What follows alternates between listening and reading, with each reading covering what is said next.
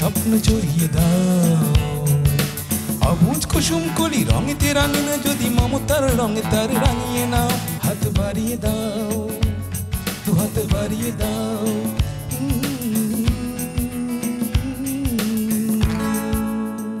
সুপ্রিয় দর্শক, আমন্ত্রণ জানাচ্ছি অটিজম এবং অন্যান্য প্রতিবন্ধিতা নিয়ে RTV নিয়মিত আয়োজন বার্জার পেইন্টস হাত বাড়িয়ে দিলাম অনুষ্ঠানে। আর আপনাদের সাথে আছি আমি সৈয়দা মুনিরা ইসলাম। দর্শক, প্রতিবন্ধিতা কোনো সহজ বিষয় নয়। সহজ নয় প্রতিবন্ধী ব্যক্তি এবং তার পরিবারের এই বিশেষ পথ চলাও।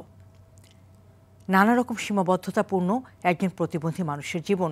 সেই সীমাবদ্ধতাগুলোকে পাশ কাটিয়ে এগিয়ে চলা একদমই অসম্ভব হয়ে দাঁড়ায় যদি সে সঠিক সাপোর্ট না পায়।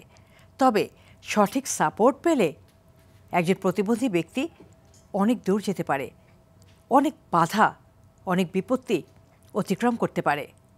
আর সেক্ষেত্রে গুরুত্বপূর্ণ ভূমিকা পালন করে তার পরিবার। পরিবার যদি সঠিক সময় সঠিক সাপোর্ট দেয় তবে সেই প্রতিবন্ধী ব্যক্তিটি তার প্রতিভা বিকাশে সমর্থ হয়। আর সেটা কতখানি সফলতা বয়ে আনতে পারে তারই একটি উজ্জ্বল দৃষ্টান্ত আজ আপনাদের সামনে তুলে ধরব আমাদের আজকের বার্জার পেইন্টস হাত বাড়িয়ে দিলাম অনুষ্ঠানের এই এপিসোডে।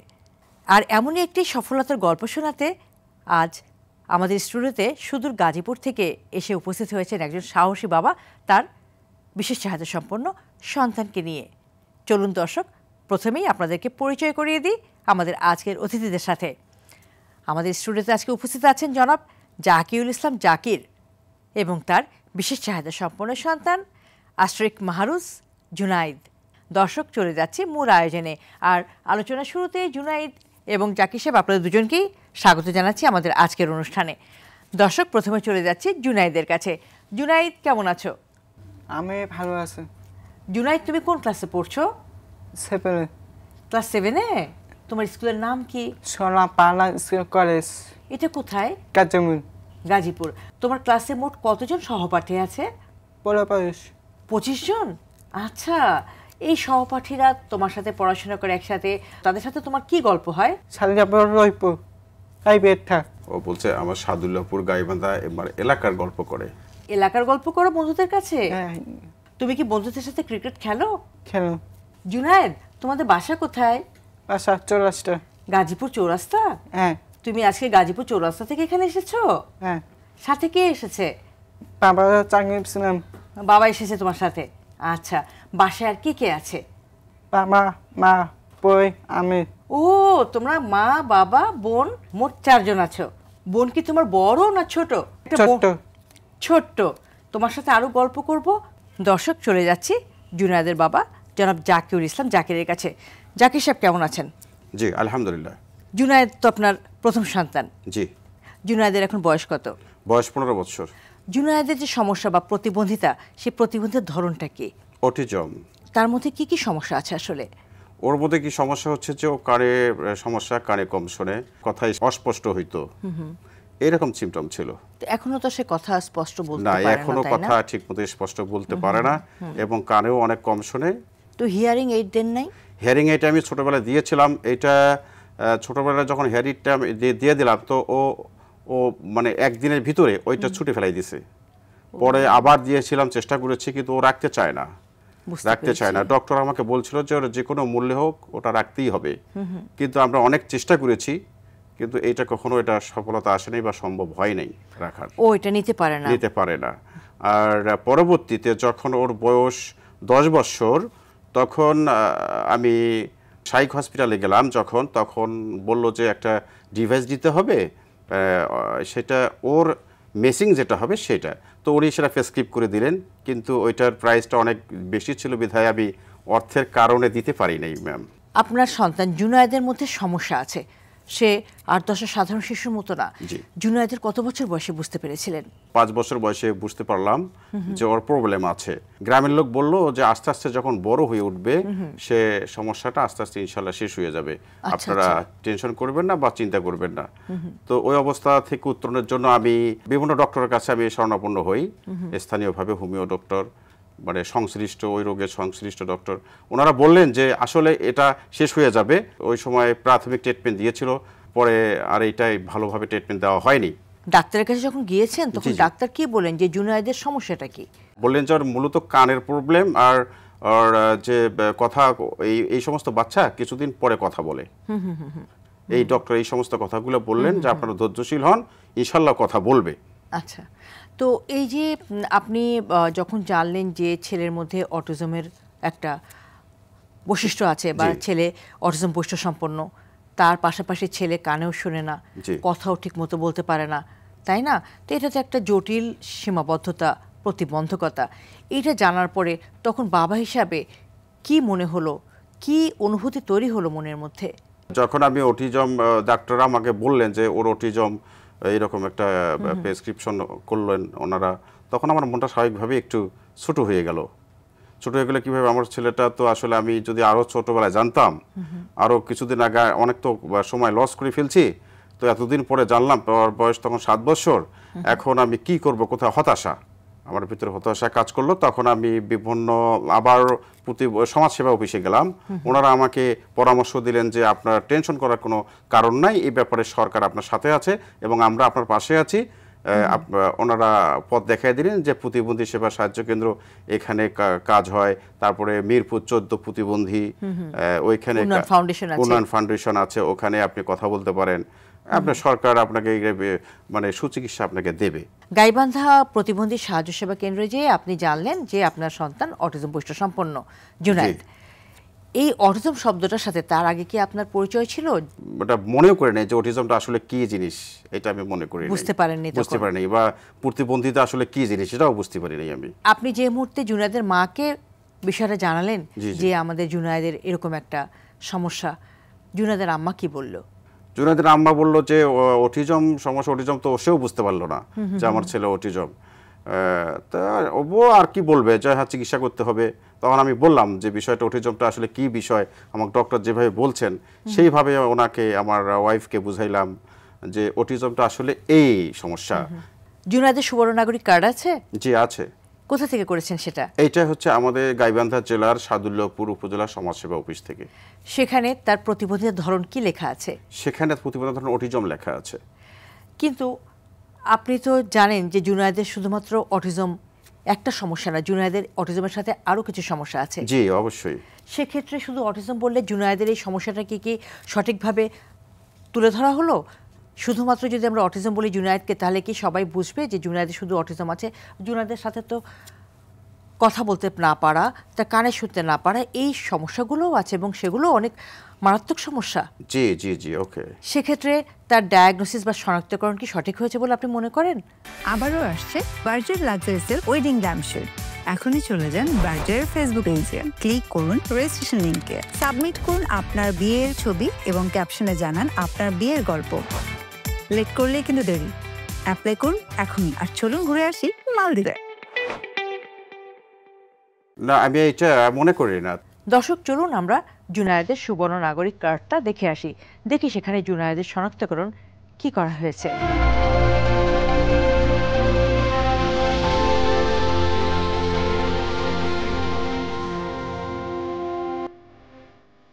দর্শক আপনারা দেখলেন তো, সেখানে কিন্তু সুস্পষ্টভাবে লেখা আছে প্রতিবন্ধিতার ধরন অটিজম। জুনায়েদ কি শুধুমাত্র অটিজম বৈশিষ্ট্য সম্পন্ন একজন কিশোর? কারণ ইতিমধ্যে আমরা বুঝে গিয়েছি জুনায়েদের কথা বলার সমস্যা, জুনায়েদের কানে শোনার সমস্যা, এবং জুনায়েদের বাবা জাকিউল ইসলাম জাকির উনিও কিন্তু বললেন যে জুনায়েদ কথা বলে কিন্তু সেটা সুস্পষ্ট না, পাশাপাশি তার কানে শোনায় অনেক সমস্যা। তাহলে এই যে শনাক্তকরণটা হলো, এই শনাক্তকরণটা কি সঠিক হলো? জাকির সাহেব বলেন, বাবা হিসাবে এই বিষয়টাকে আপনি কিভাবে দেখছেন? এই বিষয়টা আমি মূলত দেখছি যে এটা সঠিক হয়নি, ওই সময় নির্ণয় করাটা সঠিক হয়নি। এটা আরো পরীক্ষা নিরীক্ষার বিষয় ছিল ডক্টরদের। অবশ্যই উচিত ছিল শ্রবণ আসা উচিত ছিল, বহুমাত্রিক আসা উচিত ছিল আর কি, বহুমাত্রিক আসা উচিত ছিল। কিন্তু আপনি তো বুঝেছেন, তো তখন আপনি কেন যোগাযোগ করলেন না বা বললেন না যে আমার সন্তানের তো শুধু অটিজম না, সাথে তো তার কানে শোনার সমস্যা আছে? যখন 20% যখন শুনতে পায় কানে, যখন কারণ এটা আপনি আগেই জেনে গেছেন যে আপনার সন্তান 20% কানে শুনতে পায়, তো এটা একটা মারাত্মক সমস্যা। জি জি জি। আমাদের বিশেষ চাহিদা সম্পন্ন সন্তানদের প্রতিবন্ধিতার ধরনটি সঠিকভাবে শনাক্ত না হওয়া, সঠিকভাবে বিষয়গুলো সামনে না আসার কারণে তারা কিন্তু পরবর্তীতে নানা রকম সমস্যার মধ্যে পড়ছে। যেমন একজন স্নায়ু বিকাশজনিত সমস্যায় যে আছে তাকে যদি বলা হয় সে বাক এবং শ্রবণ প্রতিবন্ধী, তখন কিন্তু সে আর স্নায়ু বিকাশজনিত সমস্যার কারণে যে সুযোগ সুবিধা পাওয়ার কথা রাষ্ট্রীয়ভাবে সেই সুযোগ সুবিধা থেকে সে বঞ্চিত হচ্ছে। কিন্তু যখন একজন স্নায়ু বিকাশজনিত সমস্যার শিশুকে বলা হচ্ছে যে সে শ্রবণ ও বাক প্রতিবন্ধী, তখন কিন্তু সে আবার অন্য দিক থেকে সমস্যায় পড়ছে। আমরা কি আরেকটু সচেতন হতে পারি না? আরেকটু সচেতন হয়ে এই শনাক্তকরণের কাজটি করতে পারি না? তাহলে তো আমাদের এই প্রতিবন্ধী শিশুগুলোর সঠিক শনাক্তকরণ যেরকম নিশ্চিত করা যায়, সেভাবে তার রাষ্ট্রীয় যে সুযোগ সুবিধাগুলো পাওয়ার বিষয় সেগুলো তার পাওয়াটা সহজ হয়। আর এই ঘটনা শুধুমাত্র আমাদের জুনায়েদের ক্ষেত্রেই ঘটেনি, এমন অনেক ঘটনা, অনেক অভিযোগ আমরা নিত্যই পেয়ে থাকি। আমাদের কাছে মা বাবা প্রায় এই অভিযোগগুলো করে থাকেন যে সন্তান অটিজম বৈশিষ্ট্যসম্পন্ন, সেখানে লেখা আছে সন্তান বাক এবং শ্রবণ প্রতিবন্ধী কিংবা অন্য কোনো বিষয়। সংশ্লিষ্ট কর্তৃপক্ষ গুরুত্ব সহকারে বিষয়টি বিবেচনা করবেন, আপনাদের প্রতি আহ্বান রইল। আবারও ফিরছে আলোচনায়। জাকির সাহেব, আপনি তো নিশ্চয়ই বুঝতে পারছেন যে আমরা কিন্তু বুঝতে পারছি যে আমাদের জুনায়েদ সে একজন বহুমাত্রিক প্রতিবন্ধী কিশোর। আপনি বাবা হিসেবে সেটা জানেন, তাই না? কিন্তু দেখেন তার সুবর্ণ নাগরিক কার্ডে লেখা আছে শনাক্তকরণ হচ্ছে বা প্রতিবন্ধিতার ধরন সে অটিজম বৈশিষ্ট্য সম্পন্ন। তো এর ফলে কি হচ্ছে? সমস্যা কি তৈরি হচ্ছে? কিছু অবশ্যই সমস্যা তৈরি হচ্ছে। কি কি সমস্যা তৈরি হচ্ছে, কি কি চ্যালেঞ্জ আপনাকে মোকাবেলা করতে হচ্ছে, জুনায়েদকে মোকাবেলা করতে হচ্ছে, সেই বিষয়গুলো শুনবো আপনার কাছ থেকে। তবে একটি বিরতি নিয়ে ফিরে, কেমন? ওকে দর্শক, অটিজম এবং অন্যান্য প্রতিবন্ধিতা নিয়ে RTV নিয়মিত আয়োজন বার্জার পেইন্টস হাত বাড়িয়ে দিলাম অনুষ্ঠানের এই পর্যায়ে নিয়ে নিচ্ছি ছোট্ট একটি বিরতি। ফিরছি কিছুক্ষণের মধ্যেই, আমাদের সঙ্গেই থাকুন। হাত বাড়িয়ে দাও, হাত বাড়িয়ে দাও। দর্শক, বিরতি শেষে আবারও সবাইকে আমন্ত্রণ জানাচ্ছি অটিজম এবং অন্যান্য প্রতিবন্ধিতা নিয়ে RTV নিয়মিত আয়োজন বার্জার পেইন্টস হাত বাড়িয়ে দিলাম অনুষ্ঠানে ফিরছি আলোচনায়। জাকির সাহেব, বিরতিতে যাওয়ার আগে যে বিষয়টি জানতে চাচ্ছিলাম যে এই যে জুনায়েদের শনাক্তকরণ সঠিক হয়নি, তার সুবর্ণ নাগরিক কার্ডে শুধুমাত্র লেখা আছে অটিজম, তার সাথে অটিজমের সাথে তার কি আছে? অটিজমের সাথে তার শ্রবণ আছে, বহুমাত্রিক আছে। মোট কথা হচ্ছে তার শ্রবণেরও সমস্যা আছে, কথা বলার সমস্যা আছে, তার মানে সে একজন বহুমাত্রিক প্রতিবন্ধী কিশোর। জি। তো এই যে বিষয়টা, এই বিষয়টার জন্য আসলে আপনাকে এবং জুনায়েদকে কি কি ধরনের চ্যালেঞ্জ মোকাবেলা করতে হচ্ছে, কি কি সমস্যায় পড়তে হচ্ছে? সমস্যা হচ্ছে ওর প্রথমত সমস্যা আমি মনে করি যে স্কুলে ভর্তি অটিজম বাচ্চাদের আমি ওকে মূলধারায় নিয়ে আসার জন্য অনেক চেষ্টা করেছি। প্রতিবন্ধী স্কুলে আমি মূলত দেইনি। তো আসলে মূলধারায় নিয়ে আসতে গেলে ওই বহুমাত্রিক যে প্রতিবন্ধিতা আছে, তো সেইটা অটিজম বাচ্চা ওখানে সুবর্ণ কার্ড জমা দিতে হয়। সুবর্ণ কার্ডে দেখা যাচ্ছে যে ওখানে অটিজম লেখা। অটিজম বাচ্চাকে মূলধারায় নিয়ে আসা যাবে না, পড়ানো যাবে না। শুধু প্রতিবন্ধী থাকতো, অন্য কোনো প্রতিবন্ধিতা থাকতো তাহলে আমরা নিতাম। এটা একটা আমি ওখান থেকে আমি পিছিয়ে আসতেছি, মানে ওখানে আমি ভর্তি করতে পারছি না বাচ্চাকে। কিন্তু আপনার বাচ্চা থেকে মূলধারা স্কুলে পড়ছে। কত বছর বয়সে জুনায়েদকে আপনি স্কুলে ভর্তি করেছিলেন? আমি 6 বছর বয়সে। 6 বছর বয়সে, মানে একটু দেরি করেই ভর্তি করিয়েছিলেন, তাই না? যেহেতু তার সে ভালোভাবে সংশোধনের জন্য একটু সময় দিচ্ছে। আচ্ছা আচ্ছা, মানে সে আরেকটু ইমপ্রুভ করবে, ডেভেলপমেন্ট হবে, তারপর স্কুলে ভর্তি করবেন, তাই তো? বাসায় আপনারা চেষ্টা করছিলেন, তারপর একসময় স্কুলে গিয়েছেন, তখন কি হলো? যখন আমি স্কুলে গেলাম তখন প্রথমে বললো যে না, এখানে প্রতিবন্ধী বাচ্চা ভর্তি হবে না। আমাকে বলেই দিল একবারে যে ও তো সাধারণ বাচ্চার সাথে পারবে না, অতএব আপনি অন্য কোথাও আপনি ব্যবস্থা নিতে পারেন, চেষ্টা করতে পারেন। তখন আমি কি করব, তখন ওকে নিয়ে বাড়ি চলে আসলাম। আসার পরে আবার কিছুদিন, প্রায় 1 বছর আমি ওকে পড়ালেখা করাইনি। না করে স্থানীয়ভাবে ওকে প্রাইভেট দিয়ে, আমি শ্রম দিয়ে, ওর আম্মু শ্রম দিয়ে ওকে বাড়িতে বাসায় যেভাবে শিখেছি আর কি, প্রাথমিক যে লেভেলটা, এটা সবকিছু শেখানোর পরে তারপরে দেখি যে না, ও তো পারে। আবার আমি স্কুলে গেলাম, টিচাররা বললো যে ও কি পারে? আমি বললাম হ্যাঁ, আপনারা একটু ট্রাই করে দেখেন, ও পারবে। যখন পারে তখন ওকে ভর্তি করে নেওয়া হলো।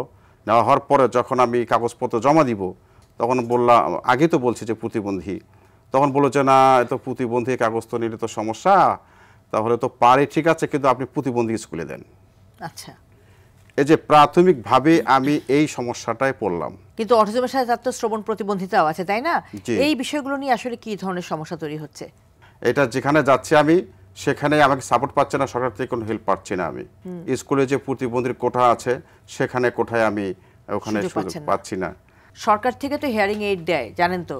জি দেয়। সেটা কি আপনি অ্যাপ্লাই করেছিলেন? জি আমি অ্যাপ্লাই করেছি। পেয়েছেন? জি না, পাইনি। কেন পাননি? 3 বছর আগে আমি অ্যাপ্লাই করেছিলাম, সেখানে আমি পাইনি। এই কারণে পাইনি, সেটা হচ্ছে যে ওখানে অটিজম লেখা, তাই এখনো পাননি। এখনো পাইনি। তো আপনি কথা বলছেন না সেখানে? যে সেখানে আমি বারবার কথা বলছি এবং সেটা আমি মিরপুর 14 প্রতিবন্ধীর ওখানে কথা বলছি হেড অফিসে।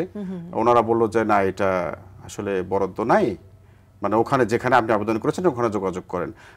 কোনো কথার কোনো আমি গ্যারান্টি পাইনি আর কি। এটা একটা বড় সমস্যা, যেহেতু তার সুবর্ণ নাগরিক কার্ডে লেখা আছে সে অটিজম, সেই কার্ড দেখিয়ে আসলে একটা হিয়ারিং এইড পাওয়া সহজ না।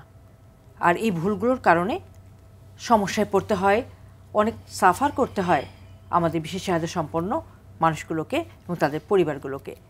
দর্শক, আমরা এতক্ষণ শুনছিলাম জুনায়েদকে নিয়ে, জুনায়েদের বাবার পথ চলার কথা। সেখানে নানা চড়াই উতরাই, নানা ধরনের সীমাবদ্ধতা, চ্যালেঞ্জ, এই বিষয়গুলো আমরা জানলাম। তবে আজকে কিন্তু জুনায়েদের বাবা জুনায়েদকে নিয়ে বার্জার প্রিন্টস হাতবাড়িয়ে দিলামের সেটে উপস্থিত হয়েছেন একটি বিশেষ বিষয় জানানোর জন্য। জুনায়েদ বহুমাত্রিক প্রতিবন্ধী একজন কিশোর, পাশাপাশি সে একজন ক্রীড়াবিদ। সে স্পেশাল অলিম্পিকে নিয়মিত খেলা করে এবং বাংলাদেশের জাতীয় পর্যায়ের যে ইভেন্টগুলো হয় সেই ইভেন্টগুলোতে নিয়মিত অংশগ্রহণ করে এবং তার ঝুলিতে রয়েছে অনেক অনেক সফলতা। এখন আমরা সেই বিষয়গুলো সম্পর্কে জানব, যে বহুমাত্রিক একজন প্রতিবন্ধী কিশোর কিভাবে তার এই সীমাবদ্ধতাকে পাশে নিয়ে অর্জন করতে পারলো এবং কিভাবে এতটা এগিয়ে আসলো। জাকির সাহেব, আমরা জানি জুনায়েদ স্পেশাল অলিম্পিকের একজন নিয়মিত খেলোয়াড়, সে একজন ক্রীড়াবিদ। তো আজকে জুনায়েদের যে অবস্থান, সেই অবস্থানে আনতে তো নিশ্চয়ই অনেক পরিশ্রম করেছেন আপনারা, মানে জুনায়েদের মা এবং বাবা। এবারে এই জার্নিটা সম্পর্কে শুনতে চাই আপনার কাছ থেকে। কবে থেকে শুরু হলো জুনায়েদের এই খেলোয়াড় জীবন? 10 বছর পর থেকে। মানে জুনায়েদের যখন 10 বছর, তারপর থেকে? জি জি 10 বছর পর থেকে। তখন আমাদের গ্রামের বাড়িতে আমরা ছিলাম। ওর আম্মু এই বিষয়টা প্রথমে প্রাথমিককে স্কুলে ভর্তি করে দেওয়ার সিদ্ধান্ত যখন নেওয়া হলো, তখন প্রাথমিক বাচ্চাদের সঙ্গে খেলাধুলা করে, কিন্তু এর মুভমেন্টটা ছিল অন্যরকম। ও খেলাধুলার প্রতি বেশি টান ছিল, ও খেলাধুলায় বেশি পছন্দ করতো, সবসময় খেলতে যেত। তখন ওর আম্মু আমাকে বলল যে ওকে কোনো একটা ক্লাবের সঙ্গে সংযুক্ত করে দেওয়া ভালো, কিংবা স্টেডিয়ামে ভর্তি করে দিলে মনে হয় ভালো করতে পারতো, বা আর্টের প্রতি একটা। জুনায়েদ ছবিও আঁকে? জি জি। জুনায়েদ, তুমি ছবি আঁকো? ছবি আঁকো? হ্যাঁ। আচ্ছা, আজকে তোমার আঁকার ছবি নিয়ে এসেছো? হ্যাঁ, আমরা দেখবো। তার আগে একটু গল্প শুনি। এই যে তুমি ছবি আঁকো, কিসের ছবি আঁকতে তোমার অনেক বেশি ভালো লাগে? আঁকড়া পারা সব ভালো। সব ধরনের ছবি আঁকতেই ভালো লাগে? হ্যাঁ। কোন রংটা বেশি পছন্দ জুনায়েদের? না, কমলা রং বেশি পছন্দ? আচ্ছা, জানলাম জুনায়েদের পছন্দের রং হচ্ছে কমলা। তারপর জুনায়েদ, এই যে ছবিগুলো তুমি আঁকছো, অনেক ছবি তুমি এঁকে ফেলেছো তাহলে, তাই না? এই ছবিগুলো যে তুমি আঁকো, তুমি বিভিন্ন ছবি আঁকার প্রতিযোগিতায় অংশগ্রহণ করো? সেখানে কি হয়? ছবি আঁকতে হয়, তাই না? ছবি এঁকে তুমি পুরস্কার পেয়েছো? আমি জানি তো যে তুমি ছবি এঁকে অনেক পুরস্কার পেয়েছো। এই যে যখন তুমি ছবি এঁকে পুরস্কার পাও, তখন জুনায়েদের কেমন লাগে? ভালো লাগে না? আমাদেরও খুব ভালো লাগছে শুনতে যে জুনায়েদ চমৎকার ছবি আঁকে এবং ছবি এঁকে পুরস্কার পায়। তাহলে চলো জুনায়েদ, তাহলে আমাদের তোমার আঁকা কিছু ছবি দেখাও। এটা কিসের ছবি জুনায়েদ? গাছ আছে, জাতীয় পতাকা আছে, আর কি আছে? জাতীয় স্মৃতিসৌধ। আমরা কি জানি জাতীয় স্মৃতিসৌধ কোথায় অবস্থিত? হ্যাঁ, সাভারে অবস্থিত। জুনায়েদ সেটাও জানে। দেখি আরো ছবি দেখি। এটা কিসের ছবি এঁকেছো জুনায়েদ? গ্রামের দৃশ্য এঁকেছো? আচ্ছা, আরো ছবি দেখি তো। এটাও একটা গ্রামের দৃশ্য, তাই না জুনায়েদ? পানি আছে, গাছ আছে। আচ্ছা, আরেকটা ছবি দেখি তো জুনায়েদ। এটা কাবা শরীফের ছবি। কাবা, হ্যাঁ। আরেকটা ছবিতে যাও। এটা কিসের ছবি এঁকেছো? কিসের দৃশ্য এটা? গ্রামের ছবি। আচ্ছা, এটাও গ্রামের ছবি। অনেক কিছু আছে এখানে, খুব ভালো লাগছে। ওই যে একটা লোক কাঁধে করে নিয়ে যাচ্ছে ঝাঁকা, এই ঝাঁকার মধ্যে কি আছে জুনায়েদ? চমচে সবজি। বাহ, এটা কিসের ছবি এঁকেছো তুমি?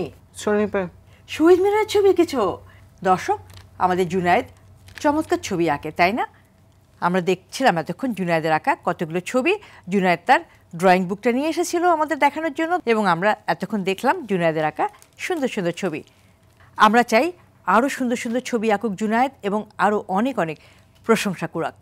দর্শক, জুনায়েদের খেলাধুলার বিষয়ে আরও অনেক কিছু জানার বাকি আছে, সেগুলো সব জানবো, শুনবো, তবে আরও একটি বিরতি নিয়ে ফিরে। দর্শক, অটিজম এবং অন্যান্য প্রতিবন্ধিতা নিয়ে RTV নিয়মিত আয়োজন বার্জার পেন্টস সাতবাড়ি জেলা অনুষ্ঠানের এই পর্যায়ে নিয়ে নিচ্ছি ছোট্ট একটি বিরতি। ফিরছি কিছুক্ষণের মধ্যে, আমাদের সঙ্গেই থাকুন। দুহাত বাড়িয়ে দাও, দুহাত বাড়িয়ে দাও।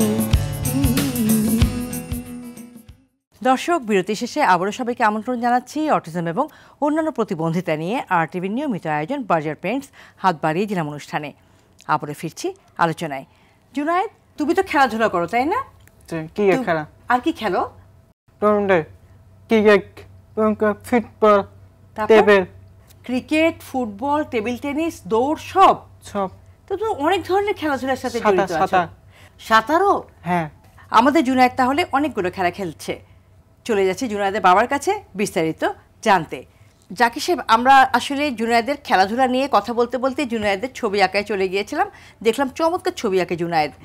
জুনায়েদের এই ছবি আঁকার সফলতা তো অনেক আছে, সেই সফলতার গল্পটা শুনতে চাচ্ছি।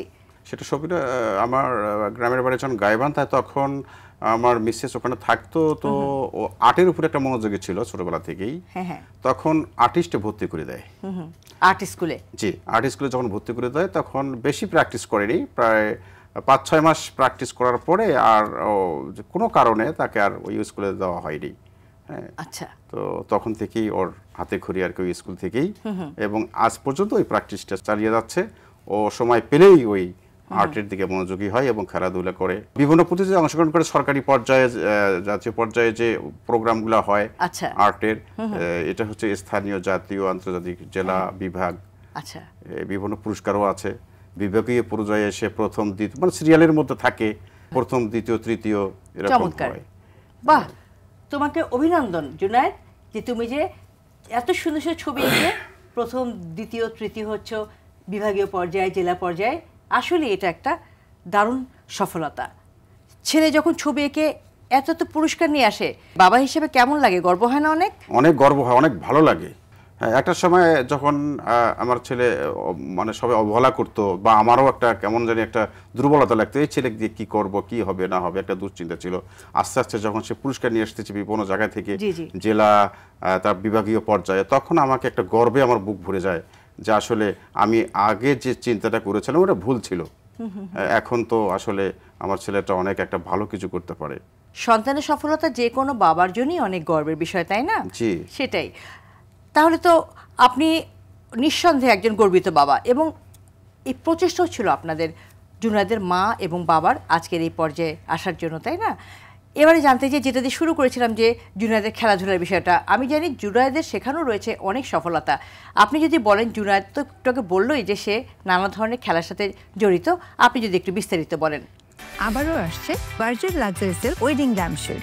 এখনই চলে যান বার্জারের ফেসবুক পেজে, ক্লিক করুন রেজিস্ট্রেশন লিংকে, সাবমিট করুন আপনার বিয়ের ছবি এবং ক্যাপশনে জানান আপনার বিয়ের গল্প। লেট করলেই কিন্তু দেরি। অ্যাপ্লাই করুন এখনই। আর চলুন ঘুরে আসি মালদ্বীপে। জুনায়েদ ক্রিকেট, ব্যাডমিন্টন, অ্যাথলেটিক, তারপরে হচ্ছে ফুটবল, সাঁতার, ইনশাল্লাহ এগুলোতে পারদর্শী। জুনায়েদ স্পেশাল অলিম্পিক্সের একজন খেলোয়াড়। বাংলাদেশের বিভিন্ন জায়গায় যে স্পেশাল অলিম্পিক্সের খেলাগুলো হয় সেগুলোতে চূড়ান্তভাবে সে অংশগ্রহণ করে, সফলতা আসছে এবং সার্টিফিকেট দিয়েছে। ওনারা বলছে যে হ্যাঁ, সে খুব ভালো কিছু করবে, ইনশাল্লাহ বাংলাদেশের জন্য গৌরব নিয়ে আসবে। জুনায়েদ স্পেশাল অলিম্পিকের বিভিন্ন খেলায় অংশগ্রহণ করে অনেক পুরস্কার পেয়েছে, মেডেল পেয়েছে, তারপরে সার্টিফিকেট পেয়েছে। বিশেষ চাহিদা সম্পন্ন সন্তানকে ভবিষ্যতে আপনি কোথায় দেখতে চান? তাকে ঘিরে আপনার স্বপ্নটা কি? আসলে আমার এই সন্তানকে ঘিরে আমার অনেক স্বপ্ন, ওর মায়েরও স্বপ্ন। সেটা হচ্ছে আমরা যে অনেক চেষ্টা করি বাচ্চাটা, এই সন্তানটিকে এত দূরে নিয়ে আসছি, এই ছেলে যেন দেশের জন্য একটা ভালো কিছু করতে পারে, ভালো ক্রিকেটার হিসাবে সে যেন জাতীয় আন্তর্জাতিকভাবে সে যেন গ্রহণযোগ্যতা পায়, এবং এইটাই আমার আশা যে যে আন্তর্জাতিক টুর্নামেন্টগুলো সরকারিভাবে যেন সে খেলতে পারে, সেখানে তো চান্স পায়। এই চান্স পেতে গেলে যে সমস্ত মানে সাহায্য সহযোগিতার দরকার, এইটা আমি আশা করছি সকলের কাছে। জি, আপনাকে অনেক ধন্যবাদ। দর্শক, জুনায়েদের এই পথ চলায় তার যে সফলতাগুলো আছে, সে ছবি এঁকেও আসলে অনেক পুরস্কার পেয়েছে, অনেক প্রশংসা কুড়িয়েছে। পাশাপাশি খেলাধুলায় অংশগ্রহণ করেও সে অনেক পুরস্কার পেয়েছে, মেডেল পেয়েছে, স্বীকৃতি পেয়েছে। বার্জার পেন্টস হাতবাড়ি জেলা অনুষ্ঠানের এই পর্যায়ে আমরা জুনায়েদের সেই পুরস্কারগুলো, মেডেলগুলো এবং স্বীকৃতিগুলো দেখে নেব।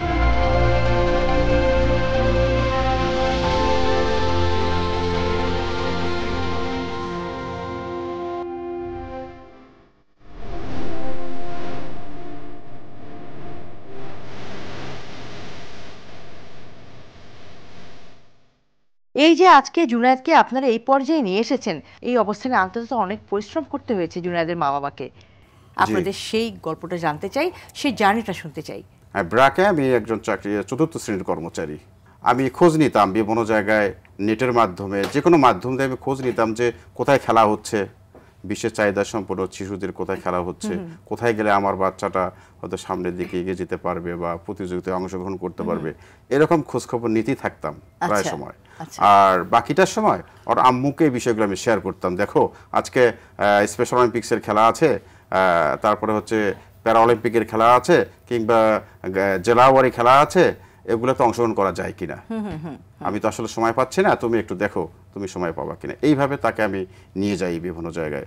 অর্থাৎ আমি, আপনারা দুজনে মিলেই, আসলে মা বাবা দুজনে মিলে কাজ করেছেন। জি, কষ্ট হলেও আমি খুশিতে ভরে যেতাম যখন ও পুরস্কার নিয়ে আসতো কিংবা অংশগ্রহণ করতো, আমি খুব খুশি হই আর কি। আচ্ছা, এটাতে আমি খুব মজা পাই যে আমার ছেলে এই যে গেলেই একটা অংশগ্রহণ করলেই একটা কিছু পাবে, আমার বিশ্বাস ছিল। এটা নিয়ে আমি অনেক আনন্দ পাই, আমি খুব গৌরব বোধ করি নিজেকে। সামর্থ্য না থাকলেও আমি ওই ছেলেকে নিয়ে বিভিন্ন জায়গায় আমি খেলা হলেই, সন্ধান পাইলে আমি সেখানে চলে যাই। দর্শক, আমরা অনেকক্ষণ ধরে কিন্তু জুনায়েদের মায়ের কথা শুনছি। জাকির সাহেব বারবারই ওনার স্ত্রীর কথা বলছেন যে এই জার্নিতে ওনার স্ত্রী কত সক্রিয়ভাবে অংশগ্রহণ করেছেন, এবং আসলে জুনায়েদের মা বাবার এই সম্মিলিত প্রচেষ্টাতেই আজকের জুনায়েদ। খুব ভালো লাগছে শুনতে জুনায়েদের এই সফলতার গল্প, এই এগিয়ে যাওয়ার গল্প। তো এর পেছনে আমরা বুঝতেই পারছি জুনায়েদের বাবার তো একটা বিশাল সাপোর্ট আছে, তার মায়ের অবদানও কোনো অংশে যে কম নয় সেটা আমরা বুঝতে পারছি। দর্শক, চলুন তাহলে বার্জার পেন্টস হাতবাড়ি জেলা অনুষ্ঠানের এই মুহূর্তে আমরা এই সাহসী মায়ের কথা শুনে আসি। আমি জুনায়েদের মা, আমার নাম জেসমিন কবির। জুনায়েদ আমার প্রথম সন্তান। জুনায়েদক নিয়ে আমার অনেক আশা স্বপ্ন, ওর আশা আকাঙ্ক্ষা আল্লাহর রহমতে ওই পূরণ করতে পারবে। জুনায়েদের ছোটোবেলায় যখন ওর মানে যখন একটা বাচ্চা কথা বলার সময়, সেই সময় থেকে আমরা বুঝতে পারি যে বলে জুনায়েদ কথা বলে না, জুনায়েদ কথা বলে না। তারপরে গ্রামবাসীরা বলে যে বলবে, একটু দেরি হলে কেউ দেরিতে কথা বলে, আবার কেউ তাড়াতাড়িও কথা বলে। যখন আর 3 বছর বয়স বা 4 বছর বয়স, তখন থেকে আমার টেনশন যে জুনায়েদ কেন কথা বলে না। জুনায়েদ যেখানে বসে রাখতাম সেখানে বসে থাকতো। তারপরে হচ্ছে খেলাধুলা কম করতো, মানে চঞ্চলতাটা ওর অস্বাভাবিক ছিল। তারপর যায় আমার বাবা হচ্ছে ডাক্তার, মানে হোমিও ডাক্তার, তিনি হলো চিকিৎসা করে, দিনরাত বই পড়ে, ওর চিকিৎসা দেয়। সে চিকিৎসা মানে ওই পর্যায়ে ওর যায়নি, যেটা ওর যে রোগের যে চিকিৎসা, সে চিকিৎসাটা ওই পায়নি। তারপর ওকে নিয়ে যাই যেখানে বলুক, আমি তো মা, কেউ যদি বলে কবরেজের কাছে, আমি কবরেজের কাছেও যাইতাম। কেউ ডাক্তারের কাছে যে অমুক ডাক্তারে যাওয়া, আমি সেখানেও যেতাম। মানে যাই যেটাই বলতো আমি তৎক্ষণই সেই কাজে করতাম। জুনায়েদের মধ্যে প্রতিভা দেখি সে আর্টে, সর্বপ্রথম আর্টে আমরা দিলাম। আমরা এক প্রতিবন্ধী স্কুলে, ওর বাবা অনেক করে, মানে আমি যেটাই বলি ওর বাবা সেটাই শোনে। ওর বাবা হচ্ছে অনলাইনে হলো দেখলো যে আমাদের গাইবান্ধা জেলায় প্রতিবন্ধী স্কুল আছে, ওই স্কুলে আমরা ওকে ভর্তি করে দিই। ওখানে ওই স্কুলের হেডমাস্টার যিনি ইদ্রিস স্যার, উনি আর দেখি কই না আপনার ছেলে তো মাশাল্লাহ ভালো, মানে সে তো অনেক মানে এগিয়ে যাবে।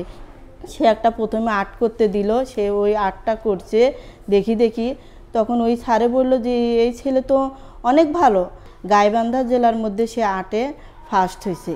সে খেলাধুলা, সে মানে ক্রিকেট কন, বল কন, ব্যাডমিন্টন, প্রথমে সে ব্যাডমিন্টন খেলতো। আমি ওর বাবাকে বললাম যে বলে ওকে একটা ব্যাট কিনে দিত, ওর বাবা সঙ্গে সঙ্গে ব্যাট কিনে দিল। ওই ব্যাডমিন্টন খেলতে ভালোবাসে, ফুটবল খেলতে ভালোবাসে, তারপরে ক্রিকেট, এখন সব থেকে সে তার পছন্দ ক্রিকেট খেলা।